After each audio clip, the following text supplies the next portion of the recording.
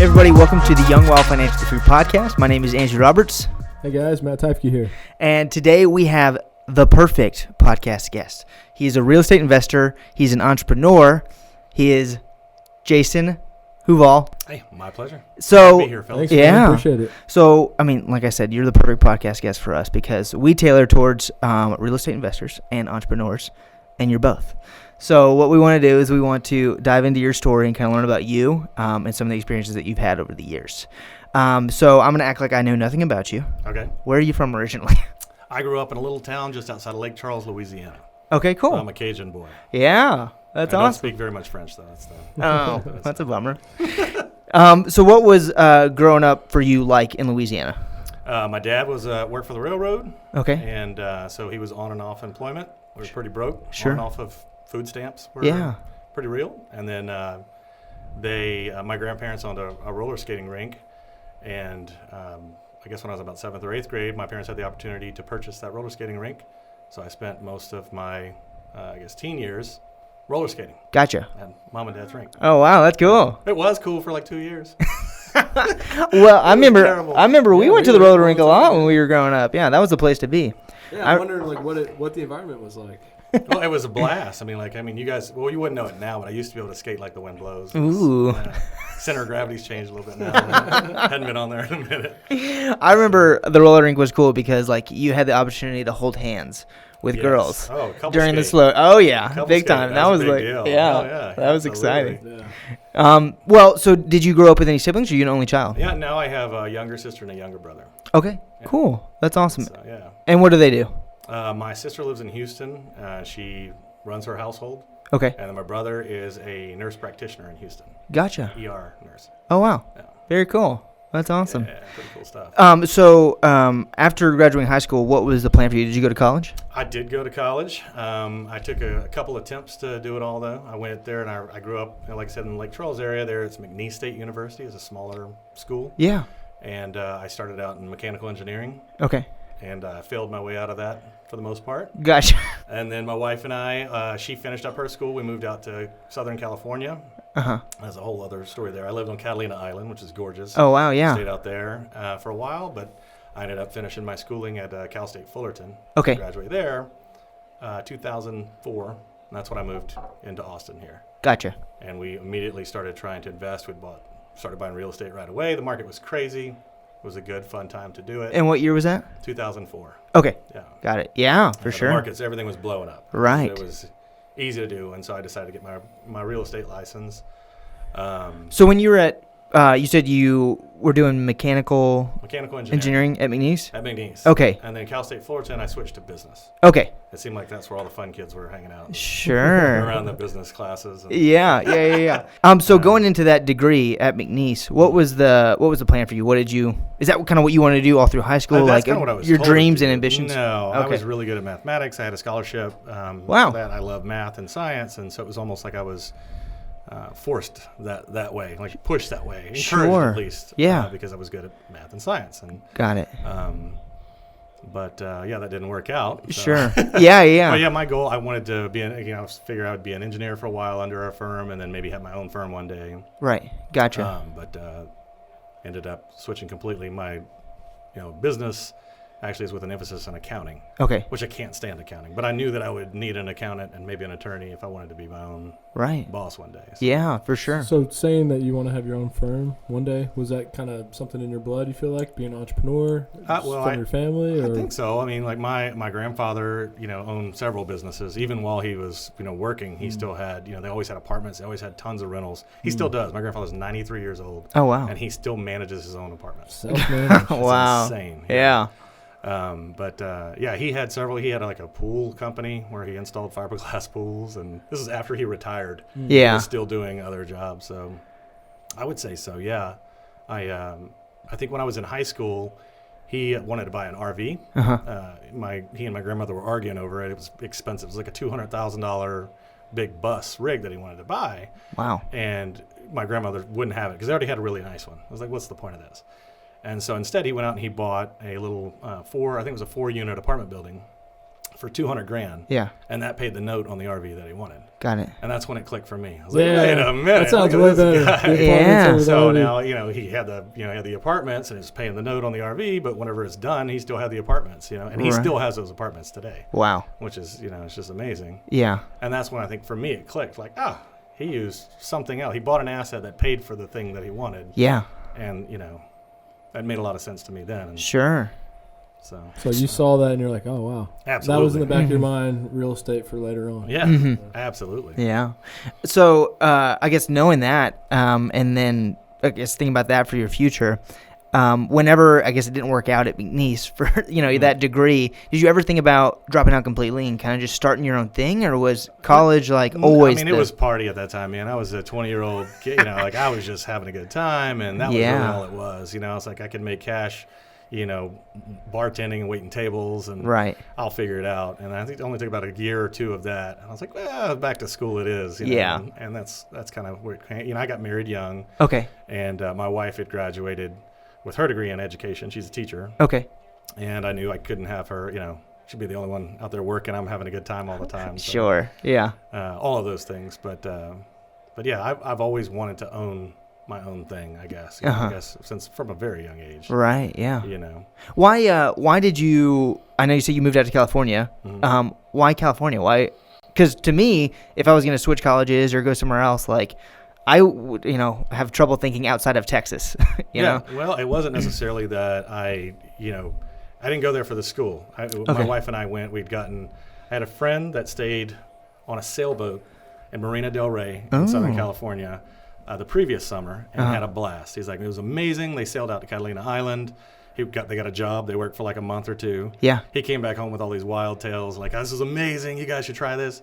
And we set, this is 1999. This is the time frame this is taking place. So my wife and I did a video interview, like a VHS recording of ourselves. Hi, my name's Jason. I'd like to, work on your island.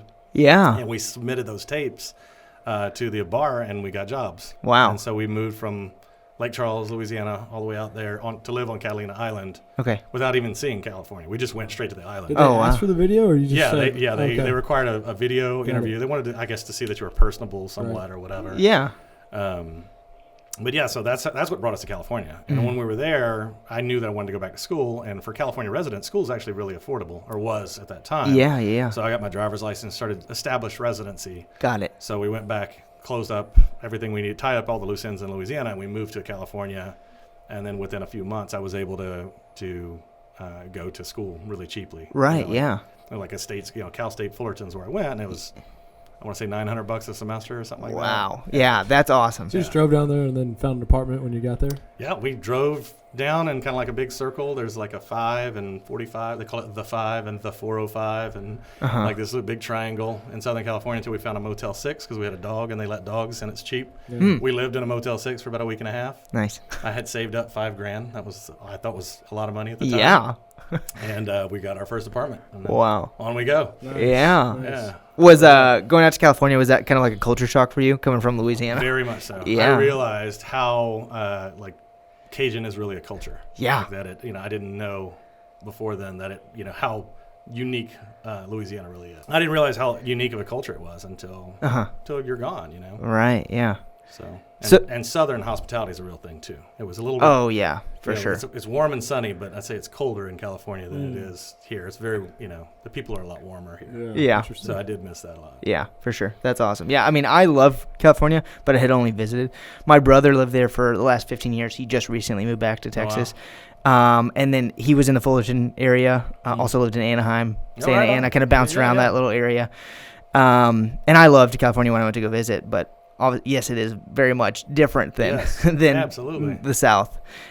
So getting your degree, how long was it after you graduated before you came back to this area? Immediately. So Wow. I graduated and I'd gotten a job working for the comptroller. I was an auditor, a tax auditor. Oh, wow. For 2 months. Okay. So 2 months I still have a And you just friend hate that it? works in the. Really? It's a tough job. Yeah. I had to audit a trophy shop, and they bought a piece of equipment that they owed money on, and it was going to close that shop. Uh-huh.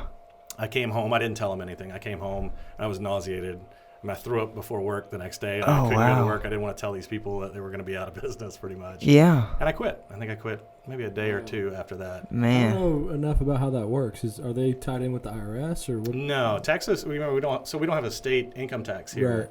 Right. So the comptroller does like sales tax. They do use tax. Okay. There's a tax on like your liquor, your mixed beverage tax, Mm-hmm. things like that, franchise tax. Okay. I worked in sales and use. So if you're buying something, you pay sales tax on it. If you buy something like this company did, they bought a big piece of equipment in Oklahoma, but they're using it here in Austin. Okay.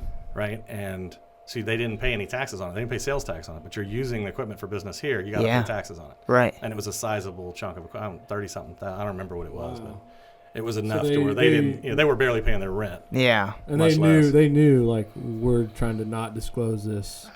I never really even don't thought know. about that. I mean, I feel like I could go buy something and never think And twice. that's Yeah, I probably they would. were the same way. I don't remember. I just remember feeling terrible for. Interesting, because it doesn't seem like that's a situation where they intentionally did something wrong. And I've always been of the mindset that like if you just work with integrity and do things right, it all kind of works out. Yeah. And obviously that didn't. I don't even know how the audit finished. I quit. Right. I don't want to do this. Yeah. This is kind of greasy. That's right. Yeah. I'm not one to shut down a business. That's not me. Yeah. So Man. Yeah. So what happened? What was the next step for you after that? After you quit? I didn't know what I was going to do after that. We had bought some property here. Okay. And your so wife's while teaching? I was in school, so the first property that I bought when I was at Fullerton, California. Yeah. We bought a little condo while I was there. Okay. And that's what really started. So in 2003 was my first property. Okay. And then we sold it to move here. And so we had a little bit of change. I mean, the market was bananas. And Sure. So we had made, 6 figures for some young kids. It was a lot of money. Yeah. And so we bought it. We'd bought a couple houses here. And I didn't know what I was going to do. Honestly, I wanted to start a business and I had no clue. Yeah. I love cooking. I love food. I love drinking. So I figured it'd be Yeah. something to do with, something to do with food and booze. Right. Real estate, food, booze, somewhere in there. And so we had bought like I said, we bought some rentals, and we decided that, I decided that I was going to try cooking in some kind of way. Oh, and wow. So I started a small catering business. I would work different festivals and events to advertise for it. I did a handful of, catering jobs, Uh-huh. and then thought that I had enough to go ahead and start a restaurant. And so Yeah. I started a restaurant after about a year of doing the catering thing, Okay. and which was the worst thing I could have done. Oh, no. Failed miserably. Really? Fantastic education.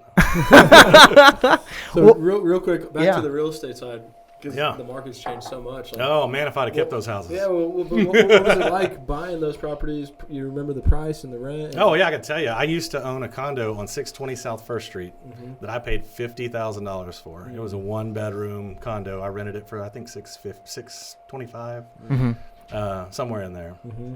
I sold it. I thought I was a genius. I sold it for like $85,000 or something like that a few years later. Mm-hmm. But I think those are they got to be in the twos. Yeah. Like, 2s, Yeah, I 3s, maybe. imagine. That's Yeah. way up there. Wow.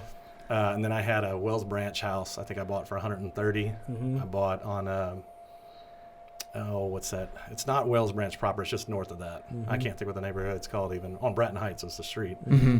But yeah, those two. Right when we got here, we bought those properties. Yeah. Was it? Do you And if remember was it like 20% down interest rate? Do you Oh remember? no, everything was. You didn't have to have. You had to have a pulse, man. That's all you needed. It was. Yeah. They were stated income loans. Right. That was. Yeah. I know. I'm sure y'all heard that, like the Ninja, no income. No, Right. You could just Buy tell. it. Yeah, you buy anything that you wanted. Yeah. So it was super Do easy. you remember the interest rate by chance? I don't. Yeah. No. I Man. don't. I'm It thinking wasn't it was like terrible. 9, I mean, 8, I was making a little bit of money Yeah. on those properties. It wasn't like crazy, but I was Yeah. making a little bit of money. $300-400 with that Something. price and rent. Probably. Yeah. Oh, I don't even think I was making that. Oh, wow. But it was enough. It was enough to cover the note, and I put a little bit of change. As conservative as I am now, Mm-hmm. no way I wouldn't have bought those properties. Oh, wow. At the way that I bought those properties, I was over leveraged. I was like, I couldn't have. I couldn't have afforded, if something bad would have happened to me or my situation, Yeah. I couldn't have carried them for more than just a few months. Or let's say, an AC unit went out and I had, a couple months. When I was in that situation, especially after I lost the restaurant, Yeah. I would have been in a bind. So, like, I'm not. Those were crazy times. Like, I think the rules they have in place now are there for a reason. Like, people were buying. It was nuts. Yeah. Yeah, for sure. It was absolutely crazy. When did you end up selling those properties? When the restaurant all went down, Okay. I had to sell. I had to start cashing. So I was in a point where I had to either file for bankruptcy or try my best to cover the debts. Yeah. And so I'm a hustler. There was no way I was going to do that if I filed for bankruptcy. My credit would go in the toilet. Sure. I never missed a payment in my life. So I sold those properties, get a little bit of scratch, so I could go, and I started flipping houses. And that's when I started learning about the auction. I started knocking on doors, whatever I could do to buy a property. Yeah. What happened with the restaurant? Like, you opened a retail location and then just rent was too much and sales weren't coming in? I didn't know what I was doing. I mean, people don't know, like in business, one of the most important things is marketing. I mean, it's not, you could have the best food on the planet, but if nobody knows it's there, nobody's going to come. Right. And that's where my problem was. I think the food was pretty decent, like I know I'm biased, but that was our biggest problem was marketing. Yeah. And I know that now in all of our businesses. Like that's one of the primary focuses before we try anything new. The lease was just killing you every month. That's it. Yeah. I wasn't making enough, and I was almost sleeping there. I mean, I was working 18-hour days. I'm That's assuming tough. you were stuck in the business to where you couldn't really get out. That's and right. Bring sales in. You just had to keep it going. That's as much right. as you could. Yep. Yep. It required me to be there all the time. I couldn't afford the labor, and then it got to after the first, you get kind of a honeymoon period with any restaurant. You get like a first 2, 3, 4 months maybe were great because everybody's trying you out. Yeah. After that, you got to keep them coming back or get pulling More up new. Yeah. Cajun food? Of course. Yeah. Of course. It was. Yeah. Yes. That's Of awesome. course it was. And working those, like you said, 18-hour days. Had y'all started having kids at that point yet? We had a brand new kid. Yeah. Oh, wow. 2005, July 2005 is when my first was born. Really? I think. I want to say August of 2005, I think is when I opened the restaurant. Really? Oh, wow. So, I had like a month. Man, that's tough. So just had first baby, restaurants shutting down, selling your properties. Now you got to go figure it out. Now we got to figure Hustle, something out. like That's you right. said, Let's go. grind. That's right. Let's go to the courthouse, start flipping houses. Yeah, well, I wasn't sure. It didn't go straight there. It was more of like trying to figure out how to get to properties. I did what most people do, I think. I looked for properties that looked terrible. Like I read a couple books, about, how to find investment properties or investment strategies, all that stuff at that time. Sure. And, it was looking for distressed properties. Okay, well, now I found something. Now, how do you find who owns it? And, the bank has it. Well, how do you get it from the bank? And that whole process. And you find you've just all these dead ends. Like, you just constantly like, there's got to be something else to it. Mm-hmm. And so then I found the source is the foreclosure auction. That's where they all come from. Like, well, most of them. Somebody gets in trouble. Yeah. It's whatever. It's like death, disease, divorce. Something bad happens. Yeah. And people lose their stuff. And so I started going to that auction. I just started showing up. I thought I had, I had a little bit of scratch that I'd put together, but I thought I might be able to do something. I would bid on something that would start at, 30, 40,000. It would go for 150. I didn't have the money, 150,000, 200,000. Mm-hmm. And I looked at the tax sales. You can buy tax deeds to sales tax here in Texas. Yeah. Or property tax sales rather. And just kept dead ends. And then I just found the biggest buyer in Travis County. Okay. At the time, his name was Peter Sajovic. He owned Remax Austin Advantage. Okay. And he was just crushing it. This guy was buying 8 to 10 properties a month. I mean, it just seemed like he had it figured out. Yeah. And so I went and I begged him for a job, and he said no. And I was like, I'll crush it for you. Yeah. As the restaurant was going down, I got my real estate license. Okay. And so I told him, I said, look, I'll hustle for you. I will sell. I'll do whatever you need. Uh-huh. And but in turn, I want you to show me the ropes. Mm-hmm. And so it was a pretty fair trade. I mean, this is 2006 mm-hmm. at the time. It was so easy to sell a property. In 2005, I guess, is when I started with him. 2006 or so, I don't know, somewhere around there. Sure. It was so easy to sell a house, and the internet leads were so new. It was such a big deal. He had great websites. Oh, yeah. People would talk to you. When people would sign up and say, hey, I'm interested in looking at 123 Main Street, they were serious. It wasn't, like it was so easy to sell property. So I think in my first few months there, I was selling 1 or 2 houses a weekend. Wow. I was a brand new agent, but it was just so easy to do. Everybody was buying, again, with these no income, these stated income loans. Right. It was amazing.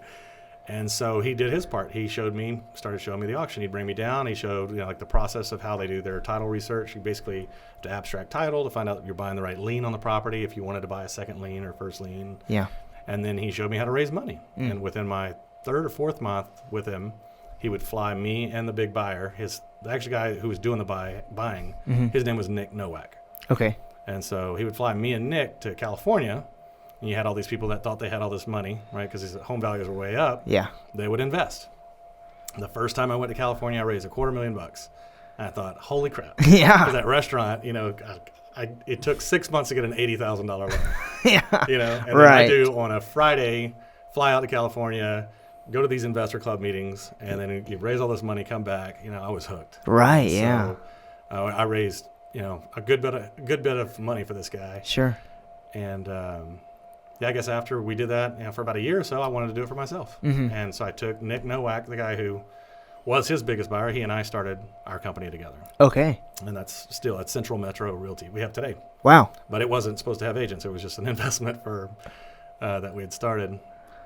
And and what year was that y'all started that? The end of 2007, November 2007, we started Central Metro Realty. Okay. I think that was the official.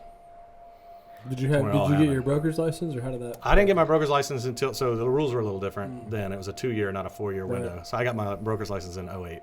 Okay. Yeah, it switched. 08, I think. When I first got my license, like a year before I was about to get my broker's license, it switched. No, really? no way. Oh, wow. I got to wait 3 more years. Oh, man. Crazy. Yeah, that's tough.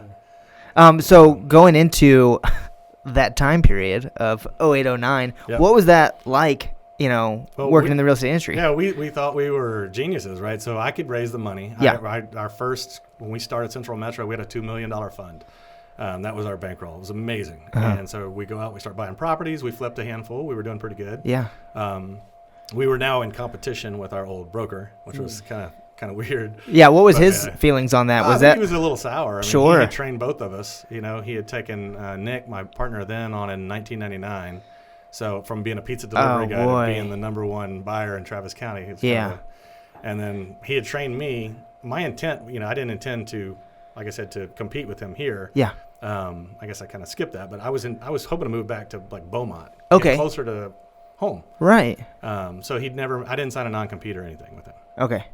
So I didn't intend to compete with him here. Sure, yeah. But so anyways, we started 07. It was going okay, and we flip a handful of properties, and then next thing you know, 08 happens. Okay. And everything just kind of hit a wall. Right. And it was a scary time. Yeah. And so we did the best we could, but property values were dropping so fast, you were paying at the auction would be the price that you end up selling it for. Oh, okay. Like it was just, you couldn't keep up. It was just, the inventory was growing rapidly. I remember the last auction that I went to, and when the market was terrible, in Travis County. We tried to work Williamson and Travis County. And Travis County, I think there was 880 something properties on the auction. Wow. Yeah. For sale. Right. It's insane. Yeah. So did you guys have a lot of properties under your belt at that point that you were just trying to get rid of? No, I think the worst, we had like 3 or so that we were really worried about. And then I think we got out of everything okay. Okay. We were reading the writing on the wall. Yeah. Because I was going to the auctions. We saw that what was happening. Yeah. We were on the front lines and seeing it as it was kind of happening. Sure. So then you had to figure something else out to do for money. That wasn't it no more. All right. So so I know you said you were flipping during that time. Were you buying and holding any properties or no? Not really, no. Okay. No, I had a giant hole in that restaurant to bury. Right. So you're still digging your way out of that. Oh, absolutely. Nice. Oh, yeah. Man. That's cool, man. I think that's respectable. I don't know too much about the process of, but I've always somewhat heard like filing bankruptcy is kind of somewhat of a cop out. Yeah. I don't know if that's true. I was afraid to ruin my credit because I knew at that time I wouldn't be able to do anything else. Right. If I kill my credit, now the banks don't trust me, or investors are going to trust. Like, who's going to trust me? Right. And so that's all I had left. A little bit of cash and good credit. And so I couldn't let that go. Yeah. If you weren't able to make those payments, would you be forced to file bankruptcy? No, I think you go into collections and then your credit score. At that point, my credit score would have started diving anyways. And then I probably would have reconsidered bankruptcy instead of paying all these guys back. It wouldn't matter, it wouldn't matter anymore. So no, I protected it. I mean, I think, I don't remember what the peak was, but it was a lot. $3,000 or $4,000 a month I had of nothing to show for debt. Man. My wife's a teacher. That was more than she made. Right. So, yeah. And then that didn't count our mortgage, and we had childcare, and Yeah. So a lot of stuff going on. Yeah. So during that time, during 2008, did you guys take a step back and just kind of stop what you're? No, we had to figure a new hustle. Yeah. So what was that? So we started. Nick was somewhat plugged. So our broker, Peter Sajovic with Remax, had an REO department, which was almost unheard of. Like, as he took it seriously before everybody, before the banks were doing tons of foreclosures and all this stuff. And through that, my then partner Nick Nowak had connects with people that were doing REO work. Like these are asset managers. These are guys that do. They're the ones that make the decisions on the bank's behalf, what to sell and who gets the listing. Most importantly to me as a listing agent, they determine who gets the listing. So we got hooked up, man. Okay. That's what it was. I mean, we knew some people, and we got on with like Deutsche Bank and Fannie Mae and Saxon Mortgage. I don't know if two of those don't exist anymore. But, but we started getting, so we became REO brokers, and we started selling bank properties. I mean, it wasn't great money. I mean, they're super cheap, and they only pay like 2%. Okay. For a lot of work. I mean, you have to go through the eviction process. You have to go through, you do a lot with. Right. All the documents and checklists. It's a dirty business. It is. And but it did pay the bills, literally. Got it, yeah. And so we still kind of tinkered with the auction. Also, we would buy some second liens, some things that were a little different. When you buy a second lien, you control the property still. A lot of people might not know that, but you get a deed to the house. Okay. So I control the property. So if it's got a tenant in there, that's my rent. Even though there's a first mortgage on it, usually when somebody defaults on the second, when a second forecloses, the first is usually in default also. Okay. So it gives me time to either remedy the first mortgage or negotiate with them.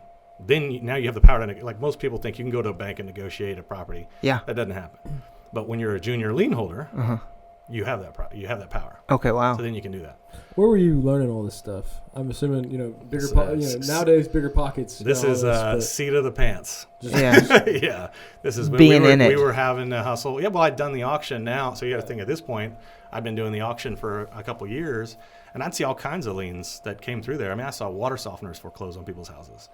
HOAs foreclose on people's houses. There's, so it's interesting, and so that's what kind of got us perked up. Like, when I've gone up there, I've probably been 15 times, but the people that are up there weren't really willing to help me. No, absolutely. They're not going to train the competition. I'm like, what's going on? Like, what are you doing? How does this work? Yeah. Screw off. I'm like, fuck you, man. Well, because you'll get like one guy shows up, somebody shows up and they've got a little bit of money. They've saved up a couple $100,000, and they take one property and they bid it up like crazy. Yeah. That could have been a good opportunity.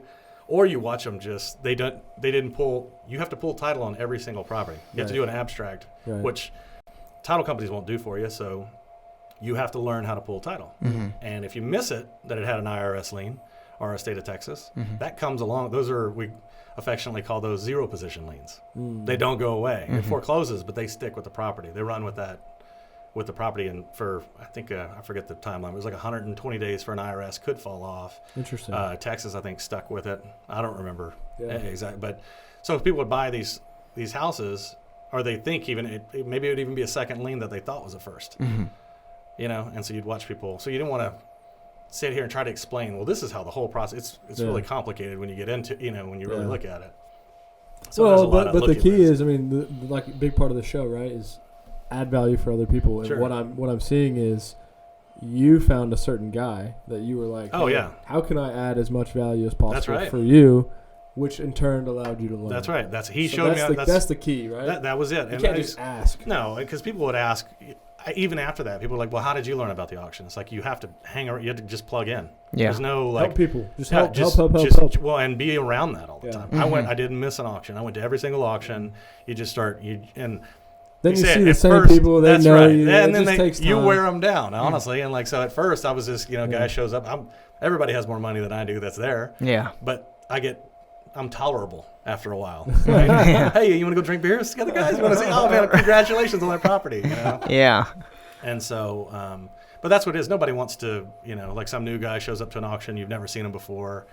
Get out of here. Good luck to you. Mm-hmm. You know? The interesting thing, and this is just me, like I really want to help that person, and right or wrong, but I'm just like, hey, if I help this person as much as possible, they're probably going to bring me their first deal. It's a little different on auction day though. So you've done all this. It's once a month. You've done all this prep on work. Auction. Yeah, it's like game day. It's game day, man. I mean, literally, like you've been up till 1 a.m. the night before, getting all your stuff. Make sure you have everything lined up, because these were big. Whenever I quit, they were big auctions.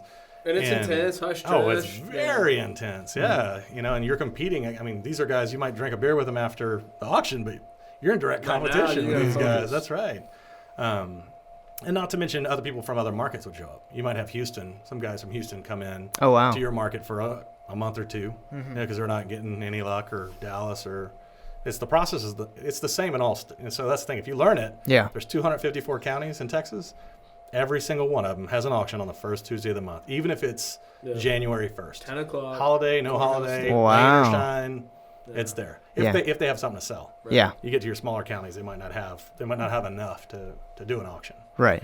But man, that's crazy. Yeah. So I know you said you started the brokerage basically without the intent of it being a brokerage, not bringing on any agents. Yeah. So I guess when did that transition happen of you guys deciding to start bringing on people? Well, it was kind of accidental, I guess, that we had the RE/MAX that we used to work for.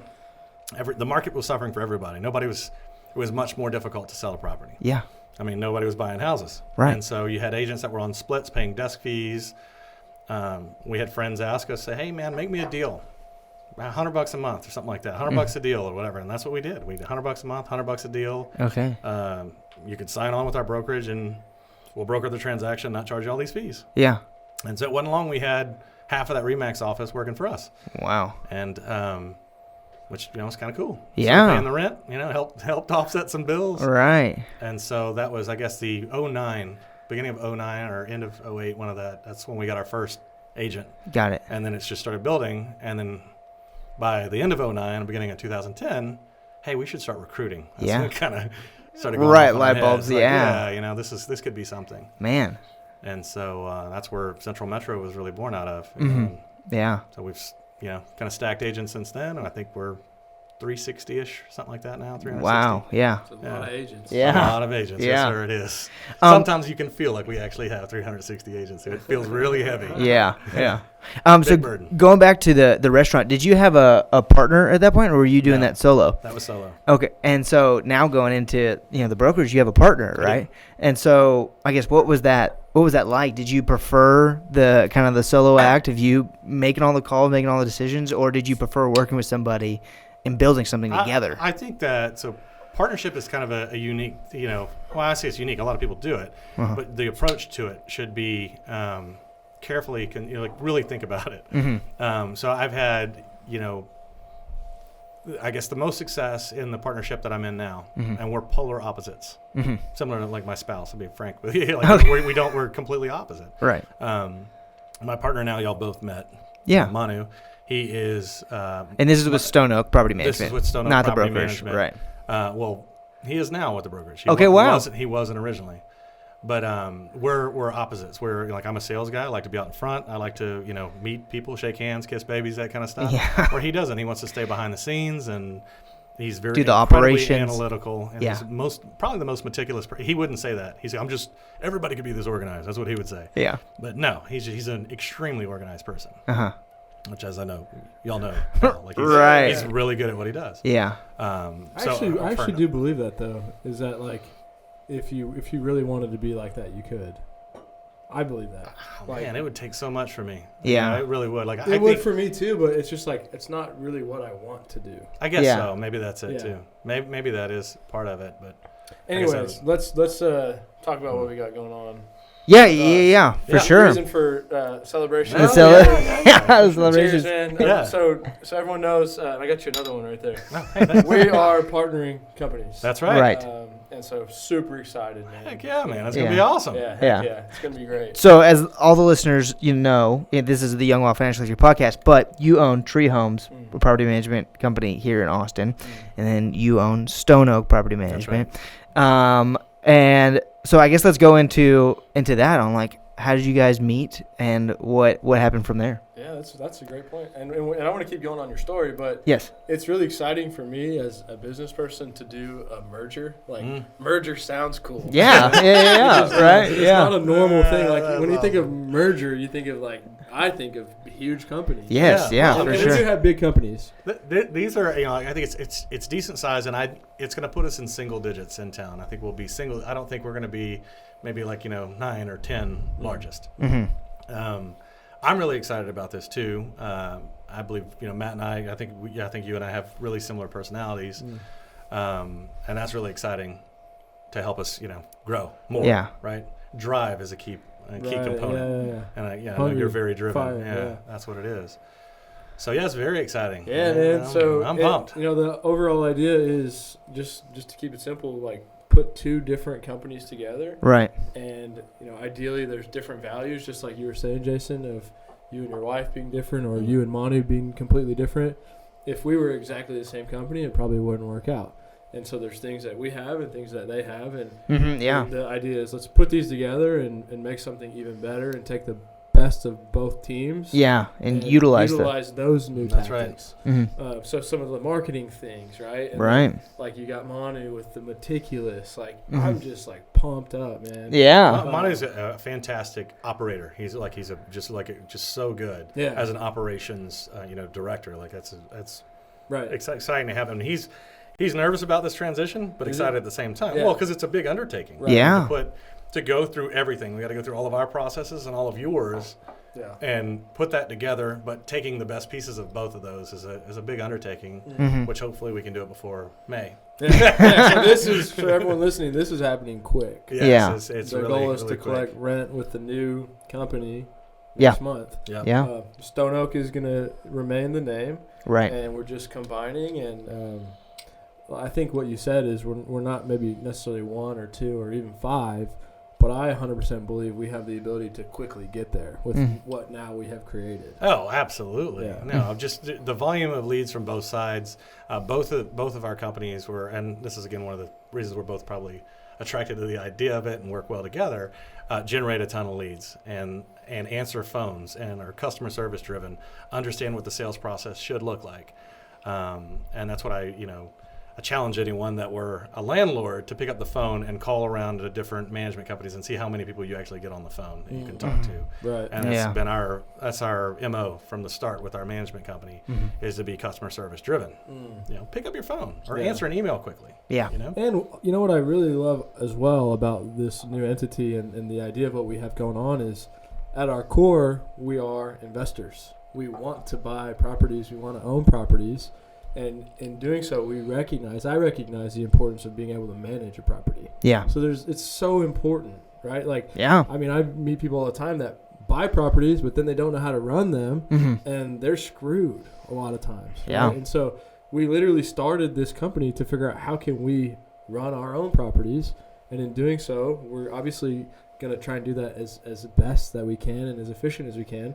And now let's go do that for other people. Absolutely. And the benefit for, all of our landlords and our clients are that the scale that this creates, we'll be able the efficiencies within our organization, for us to streamline processes and, I think it's yet to be seen. I guess I don't want to get ahead of myself here, but sure. It really is. I do think it's going to help us streamline processes to make it better for everybody. The tenant experience, the landlord experience with us.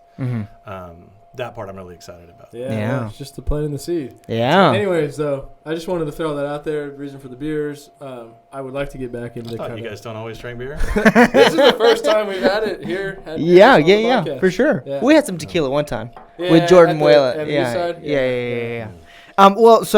Question about, I guess, the property management company. So Matt, started Tree because he's an investor, wanted to find out how to manage properties good, and then it just grew. Is that a similar story to you with Stone Oak? It's not a similar story to me. Okay. Real quick, I want to touch on that is that I actually So my mom had rental properties, and I had just graduated from A&M with my master's degree, and I really did not want to do property management. Oh, wow. But I felt obligated to help my mom because her properties were not being run well at all. She had, I think, 12 houses, and she'd been buying, it was single mom. Literally, it's a really cool story. I literally remember her cleaning houses when we were growing up. Like, we'd be like crawling around or whatever. She's cleaning houses, and eventually she bought 1 or 2 a year, and over time she had 12 or 15, whatever it is. Wow. But then when I was getting out of college, I started looking into it, and I remember she would have to write checks, every year for the taxes and everything. I'm like, you bought these a long time ago. Why aren't you getting money in your pocket every month? Yeah. Right?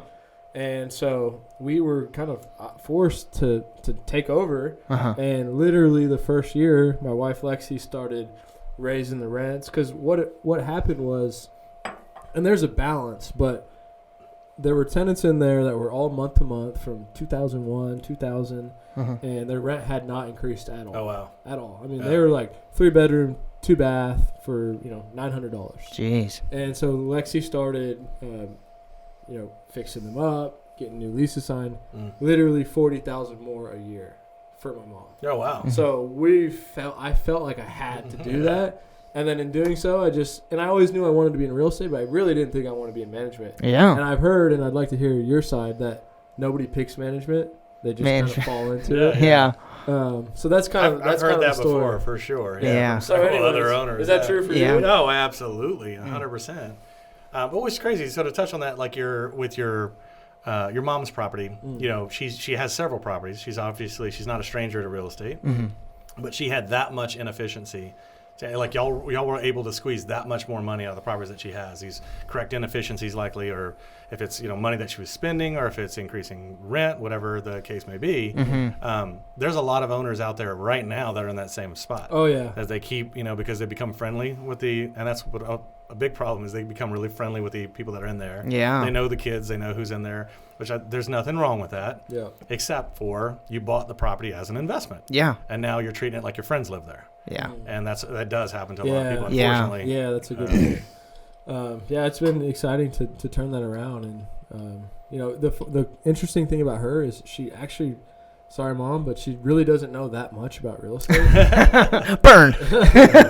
But the important thing is she got a good team. Like, she had a realtor that was a hustler that would go knock on doors. Yeah. She did have a property manager, and she did have a maintenance guy. And so she just... And that's a big part of what I always talk about. Get good people around you to help you, because the team is critical. Sure. And so in building that team, it allowed her to just buy a couple a year. And that's what got me interested in real estate. Is like, wow, you put $20,000 down, and then all of a sudden 20 years later it's worth $200,000. Right. Yes. How many times can I do that? Right. Yeah. Yeah. For sure. Absolutely.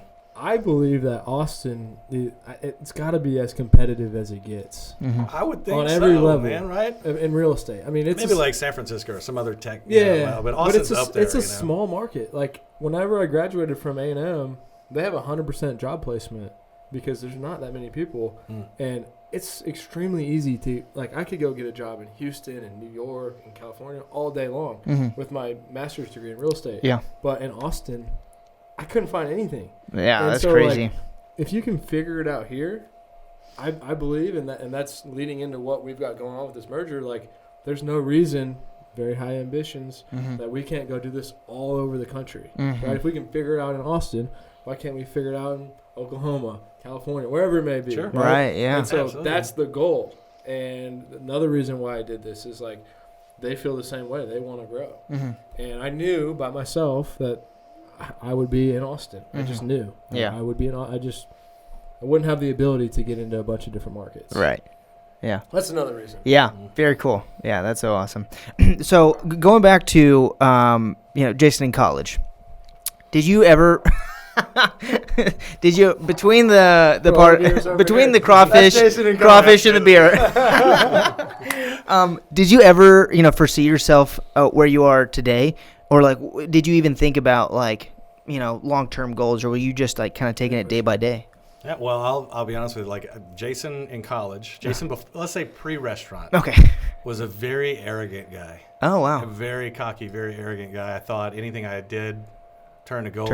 I thought I knew it all, and so that restaurant was the best kick in the teeth that could have happened to me. Wow. So did I think I was gonna be here? Yeah, I thought I was gonna have more than I have now. Wow. I thought I was gonna be wildly successful. Yeah. A chain of whatever it was I was gonna do. Yeah. Right. So. Yes, I've always wanted. I think as most young men, right? You long for more. Right. Yeah. But I really thought that I was gonna knock it out of the park, and in my 20s, and be one of these on my yacht. Yeah. For sure, man. Wow. So even now, looking into the future, we ask people kind of like long-term goals. Sure. What does that look like for you, or are you taking it day by day now? Like, has your drive changed over the years? I think my focus has changed. Okay. My drive is as strong as it ever was. I still want. I think I want what most men want. More. Yeah. Right. Yeah. Yeah. Yeah. So as far as just like I said, the focus has changed a little bit. Now now that I've been fortunate to have a couple decently successful companies. Mm-hmm. I can see that it's somewhat formulaic. I mean, it's not like this isn't. We're not, with property management, we're not reinventing the wheel here. Yeah. We're not doing something that's not, this has been around for a long time. Yeah. So we're doing it right. I think we're doing it, you run a good business. We do things that are right. When we make a mistake, we own the mistake. We make it right with the landlord, make it right with the tenant. Yep. And then we go out and we try to get more business and keep running a good business. Yeah. There's this, I just let that cat out of the bag. That's good. That's the secret. That's it. That's really, I think, is it. So do I see... You're asking for long term. I think we're going to continue to build these businesses. I think we're going to add horizontal businesses. Like we may get into, who knows, insurance, or maybe we'll, whatever complements. We were talking about maybe a maintenance service company to complement our management company. I could see horizontal growth in addition to continue with vertical. Just doing what we're doing, but do it in San Antonio and Dallas and Houston, and pick a new state and head there, because it's the same formula. It's not. We don't have to reinvent the wheel. Right. That's gotcha. Great. Yeah, that's awesome. We usually end with me asking for advice for entrepreneurs, but I think there it is. Yeah, right. Consistency, right? Yeah. Just do the right thing and be consistent. There's no secrets and there's no shortcuts. Right? No, there are no shortcuts. I mean, people think that nowadays because the tech industry, right? Yeah. Like these billionaires or whatever. Yeah. But like at the end of the day, you just have to keep going. Now, I read some of this stuff. This people think that you're going to just turn on and start making all this money, and it's just not realistic. You may in the short term. But I'm not about being, short-term rich. I want to be long-term wealthy. I forget who said the quote, but, they were saying like, Shaquille O'Neal, when he was playing basketball, was a rich man. Mm-hmm. The guy signing his paycheck was wealthy, right? I want to be that guy signing the paycheck. Right, yeah. I don't want like short-term. So it's, how do we build these things for the long run? Yeah. And it takes time. There's no magic pill or formula. Right, yeah. Hard work, long-term thinking. That's right. Yeah. That's awesome. How can our listeners find out more about you and Stone Oak? They can look us up. We're stoneoakmgmt.com. Okay. Stone Oak. MaryGeorgeMaryTom.com.